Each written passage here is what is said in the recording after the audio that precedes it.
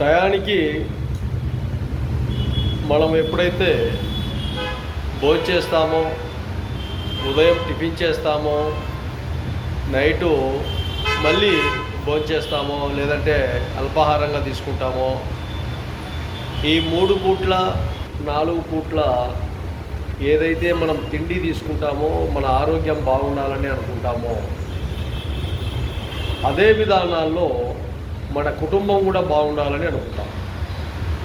మన పిల్లలు, తల్లిదండ్రులు, అక్క చెల్లెళ్ళు, మన ఫ్యామిలీ ఇంకా బాగుండాలని అనుకుంటాం. అలాగే మన ఆరోగ్యం విషయంలో ఎంతైతే శ్రద్ధ తీసుకుంటామో, మన కుటుంబంలో మనం ఎంతైతే శ్రద్ధ తీసుకుంటామో, అలాగే సమాజంలో, సొసైటీలో కూడా కొంతవరకైనా శ్రద్ధ తీసుకోవాలి.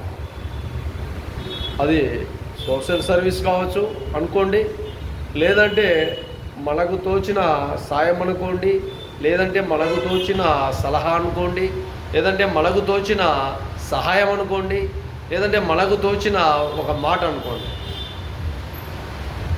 ఒక వ్యక్తి పొరపాటుగా నడవడికలతో ఉన్నాడు అంటే అతన్ని సరిదిద్దుకోమని చెప్పడం కూడా కరెక్టు, ఒక సహాయం.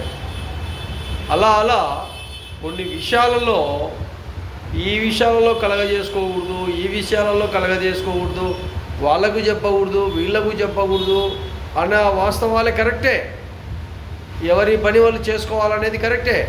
అయితే మన కళ్ళ ముందు జరిగే కొన్ని విషయాలు, ప్రమాదాలు, సమస్యలు మనం అవి హెచ్చరించలేకపోతే, చెప్పలేకపోతే, వాళ్ళకు కొంతవరకైనా ఆలోచన చేయలేకపోతే అవి చాలా వరకు ఇబ్బందులు గురవుతాయి. కాబట్టి మీకు తోచిన విధంగా మీకు ఏమైతే అనుకుంటారో అటుపక్కకు వాటి గురించైనా కొంతవరకైనా తెలిసే విధంగా సాటి వ్యక్తులకు, తోటి వ్యక్తులకు, సమాజానికి తెలిసే విధంగా, తెలిపే విధంగా ఈ సహాయ సహకారాలు ఉండాలని ప్రజలకు